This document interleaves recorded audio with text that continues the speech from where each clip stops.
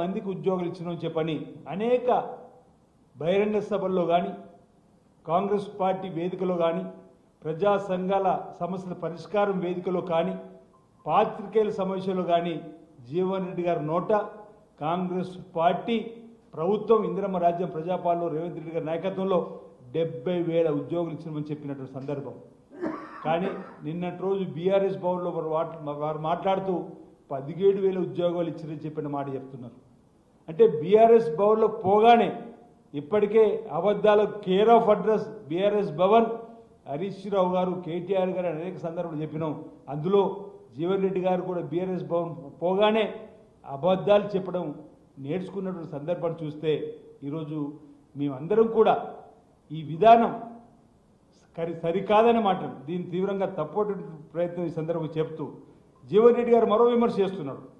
Fee reimbursement పైన జీవన్ రెడ్డి గారి మరో విమర్శ, ఫీజు రియంబర్స్మెంట్ పైన జీవో నెంబర్ 7ను రద్దు చేయమని కోరుతా ఉన్నారు. ఈరోజు జీవో నెంబర్ 7 తీసుకురావడం వల్ల ఫీజు రియంబర్స్మెంట్ నేరుగా విద్యార్థుల ఖాతాలోకి మళ్లించేటువంటి కార్యక్రమం. అంటే ఫీజు రియంబర్స్మెంట్ కాలేజీ ఖాతాలోకి ఇంతకుముందు పోయినప్పుడు విద్యార్థి దగ్గర కూడా ఫీజులు తీసుకునే సందర్భంతో పాటు ఇవి కూడా దారి మళ్ళేటువంటి ప్రమాదం ఉందనేటువంటి భావనతోటి ఓ భరోసాను కల్పించాలని చెప్పని ప్రజాపాలనలో రేవంత్ రెడ్డి గారు విద్యాశాఖ మంత్రిగా నూతన విద్యా విధానం తీసుకొని వస్తున్న సందర్భంలో వారి మదిలోంచి వచ్చిన ఆలోచన తల్లిదండ్రులకు ఒక భరోసా, మా పిల్లడు చదువుకోవడానికి ఈ ప్రభుత్వం మాకు సహకారం అందిస్తుంది. ఏదైనా కాలేజీలో అడ్మిషన్ తీసుకున్నామని మన సమాచారం ఉండగానే వారికి నేరుగా వారి ఖాతాలో ఈ ఫీజు రియంబర్స్మెంట్ సంబంధించిన డబ్బును వేయడం వల్ల వారి చదువుకోవడానికి ఊతం వస్తుందని చెప్పని వారు ప్రయత్నం చేసి అవినీతి అక్రమాలకు తావు లేకుండా ప్రయత్నం చేస్తే ఈరోజు జీవో నెంబర్ 7ను రద్దు చేయమని చెప్పండి. అంటే కాలేజీ యజమానులకు అనుగుణంగా ఉండాలని చెప్పని ప్రయత్నం చేయడం తప్ప ఫీజులో ఈరోజు విద్యార్థుల తల్లిదండ్రులకు ఓ ధైర్యాన్ని, ఓ భరోసాను ఈరోజు ఈ ప్రభుత్వం ఆ పిల్లవాడు చదువుకోవడానికి కోసం ఫీజు రియంబర్స్మెంట్ చెప్పినటువంటి అవకాశం కల్పిస్తుంటే ఎందుకు విమర్శ చేస్తున్నారు జీవన్ రెడ్డి గారు? ఈరోజు విద్యార్థులకు తల్లిదండ్రులకు సమానం చెప్పాల్సినటువంటి అవసరం ఉందన్నమాట సందర్భంగా నేను చెప్పే ప్రయత్నం చేస్తూ ఈరోజు దీనివల్ల అవకతవకలకు పాల్పడే అవకాశం ఉండకుండా ఉండేటువంటి ఓ చక్కటి అవకాశాన్ని స్వాగతించాల్సింది పోయి జీవన్ రెడ్డి గారు లాంటి వారు కూడా ఈ విధంగా మాట్లాడడం ఈ సరైనది కాదన్నమాట సందర్భం చెప్తూ ఈరోజు మా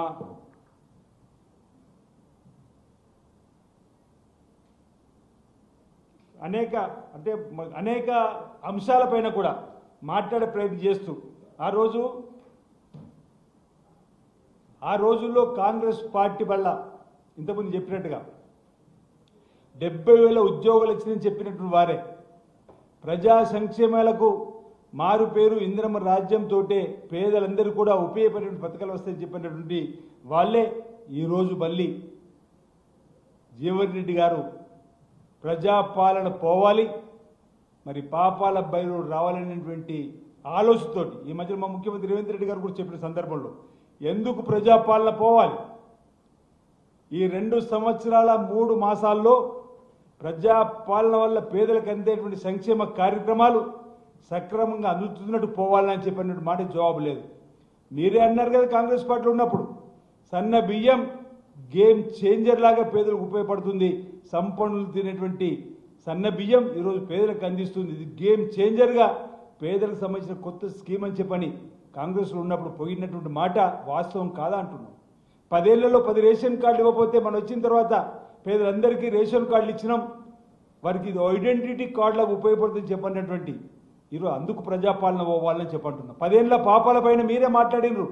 నేను ఒంటరిగా సాధారణ మండలిలో ఆ ప్రభుత్వాన్ని ఎదుర్కొన్న పాప పరిపాలనను, ఆ పాపాలకు సంబంధించిన అంశాలను లేవనెత్తిన చెప్పినటువంటి మీరు మరి ఇప్పుడు ప్రజాపాలన పోవాలి, ఆ పాపాల సంబంధించినటువంటి ఆ పార్టీ మళ్ళీ రావాలని చెప్పిన దానికి ఈరోజు ప్రజలకు సమాధానం చెప్పాల్సిన అవసరం ఉందన్నమాట. ఈ సందర్భంగా రైతులు రుణమాఫీ చేసిన రోజు 2 లక్షల రూపాయలు ఏకకాలంలో రుణమాఫీ చేసినందుకు ఈరోజు ప్రజాపాలన పోవాలని చెప్పి మీరే అన్నారు.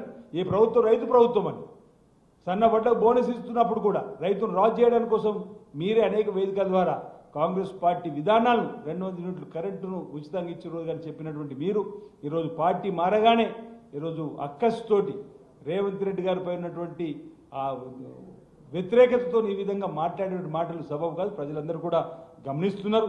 ఈరోజు ఇందిరమ్మ రాజ్యమే ఉండాలని ప్రజలు కోరుకుంటున్న సందర్భంలో రేవంత్ రెడ్డే కావాలి, రేవంత్ రెడ్డి రావాలి, మళ్ళీ ఇందిరమ్మ రాజ్యం ఉండాలని ఈరోజు తెలంగాణ ప్రజలందరూ కోరుకుంటున్న వేళ మీరొక్కరు, నేను అనుకుంటున్నా ఇంతకంటే ముందు ఈ ప్రజాపాలన పోవాలని కోరుకున్న వాళ్ళల్లో ముగ్గురుంటే ఆ తర్వాత 4వ వారిగా మీరు చేరారు తప్ప 4 కోట్ల ప్రజలకు సంబంధించి ఎవరు కూడా కోరుకోని మాట మళ్ళీ రావాలి ఇందిరమ్మ రాజ్యం ఈరోజు రేవంత్ రెడ్డి గారి సర్కారాన్ని కోరుకున్న సందర్భంలో ఈరోజు లెక్కలతో సహా మేము చెప్పడానికి సిద్ధంగా ఉన్నాం. ఈరోజు 70,000 ఉద్యోగ కల్పన చేసిందని ఆ రోజు కాంగ్రెస్లో మీరు అన్న మాటలు వాస్తవమని ఈ సభ ఈ వేదిక ద్వారా నేను మీకు చెప్పే ప్రయత్నం, మీ ద్వారా ప్రజలకు చెప్పే ప్రయత్నం చేస్తూ ఆ రోజు మీరు అన్నారు ఏదైతే కాంగ్రెస్లో ఉన్న రోజు 70,000 ఉద్యోగులు ఇచ్చామని చెప్పినటువంటి మాట వాస్తవం. నిన్నటి రోజు మీరు బీఆర్ఎస్ భవన్లో 17 ఉద్యోగాలు తప్పని మాట చెప్పే ప్రయత్నం చేస్తూ ఈ 2 ఏళ్లలో భర్తీ చేసినటువంటి ఉద్యోగుల సంబంధించిన వివరాలు అంకెలతో సహా చెప్పే ప్రయత్నం చేస్తాం. తెలంగాణ రాష్ట్ర పబ్లిక్ సర్వీస్ కమిషన్ ద్వారా 15,780 ఉద్యోగాలు ఇచ్చినాం. Telangana state police recruitment board ద్వారా 16,067 ఉద్యోగాలు ఇచ్చినాం. Medical and health recruitment board ద్వారా 8,666 ఉద్యోగాలు ఇచ్చినాం. Telangana residential education institution recruitment board ద్వారా 8,400 మందికి ఉద్యోగాలు ఇచ్చినాం. డిఎస్సి పాఠశాల విద్యకు సంబంధించి 10,006 మందిని ఉద్యోగ కల్పన చేసినాం. టీజీ జెన్కో టీజీ ఎన్బిటిసిఎల్కు 11,005 మందిని, సింగరేణి ఇతర సంస్థలు 1,355, మెడికల్ అండ్ హెల్త్ 7,267, గ్రూప్ 3 పోస్టులు 1,370, అదేవిధంగా అనేక ప్రభుత్వ శాఖల్లో కలుపుకుంటే 71,386 ఉద్యోగ కల్పన ఈ ప్రభుత్వం వచ్చిన తర్వాత చేసినటువంటి సందర్భాన్ని ఈరోజు చూసి ఈరోజు మీ ఈ విధంగా మాట్లాడడం ఎంతవరకు సబబో ఈరోజు గమనించాలని చెప్పి సందర్భంగా ప్రయత్నం చేస్తూ ఈరోజు మీరు నోటిఫికేషన్లు ఇవ్వకుండా యువతను ఆత్మహత్య చేసుకునేలా చేసింది. నోటిఫికేషన్లు ఇచ్చినా పరీక్షలు నిర్వహించలేరు, పరీక్షలు నిర్వహించినా పరీక్షలు పెట్టినా ప్రశ్నాపత్రాలు లీక్ చేశారు. ఇది మీ హయాంలో జరిగింది. కానీ ఈరోజు కంకణ బద్దులమైనటువంటి కాంగ్రెస్ పార్టీ గౌరవ ముఖ్యమంత్రి రేవంత్ రెడ్డి గారి నాయకత్వంలో పగడ్బందీగా పరీక్షలు నిర్వహించినాం, పగడ్బందీగా గ్రూప్ 1 పరీక్షలు నిర్వహించినాం, పగడ్బందీగా ఈ 70,000 పైచిలకు ఉద్యోగాలకు సంబంధించినటువంటి కల్పన చేసినాం. తప్పనిసరిగా రాబో రోజుల్లో కూడా నిరుద్యోగ యువతకు సంబంధించి మేలైనటువంటి కార్యక్రమాలు చేస్తూ మరింత ముందుకు పోతుంది ప్రభుత్వం వంటి సందర్భం చెప్తూ ఈరోజు జీవన్ రెడ్డి గారు కానీ కేటీఆర్ గారు కానీ హరీష్ రావు కానీ ఎవరైతే చేసేటువంటి ఆరోపణలన్నీ కూడా పసలేని ఆరోపణలు అన్నమాట, వారి యొక్క ఉనికిని కాపాడడానికి చేసేటువంటి ప్రయత్నం తప్ప మరొకటి కాదన్నమాట సందర్భం చెప్తూ ఈరోజు ప్రజాపాలన మళ్ళీ రావాలి, కాంగ్రెస్ ప్రభుత్వం మళ్ళీ రావాలి, రేవంత్ రెడ్డి గారి సర్కార్ మళ్ళీ రావాలని ఈరోజు ప్రజలు కోరుకుంటున్నారు. ప్రజలు దీవెనలు ఉన్నాయి. మీరు ఎన్ని మాటలు ఎన్ని అబద్ధాలు చెప్పాలన్నా అబద్ధాల కేర్ ఆఫ్ అడ్రస్గా మారి మీరు ప్రతిదీ ప్రజలను గందరగోళం పెట్టే విధంగా చేసేటువంటి ప్రయత్నాలు ఫలించవు. తప్పనిసరిగా ప్రజల ఆశీర్వాదం కాంగ్రెస్ పార్టీ పక్షాన్ని ఉంటుందన్న మాట సందర్భంగా నేను తెలియజేస్తా ఉన్నాను.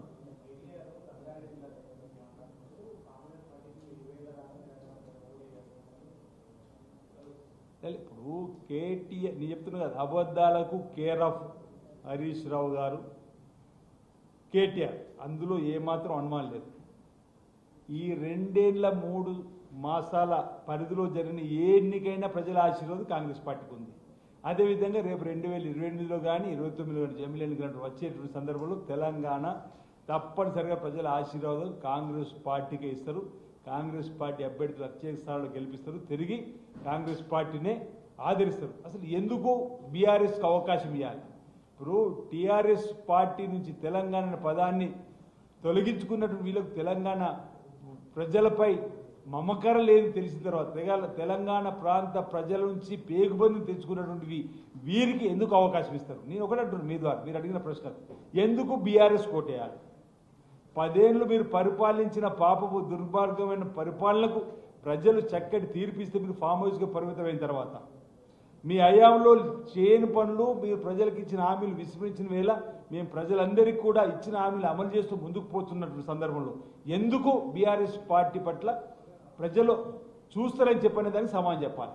ఈరోజు రాజకీయ శూన్యత లేదు తెలంగాణలో. రేవంత్ రెడ్డి గారి సర్కార్ ఇందిరమ్మ రాజ్యంలో చక్కటి పరిపాలన సాగుతుంది. మీ పరిపాలనలో విధ్వంసకరమైనటువంటి పరిపాలనలో 8 లక్షల కోట్ల అప్పుల్లోకి తీసుకుపోయినటువంటి మీ యొక్క విషయాలన్నీ కూడా తెలుసుకున్న తర్వాత మిమ్మల్ని ఇంకా అసహించుకుంటున్నారు. ఒకవేళ ఈ అంశాలన్నీ తెలిస్తే మీకు ఆ రోజు 37 సీట్లు కూడా చెట్టి కావు.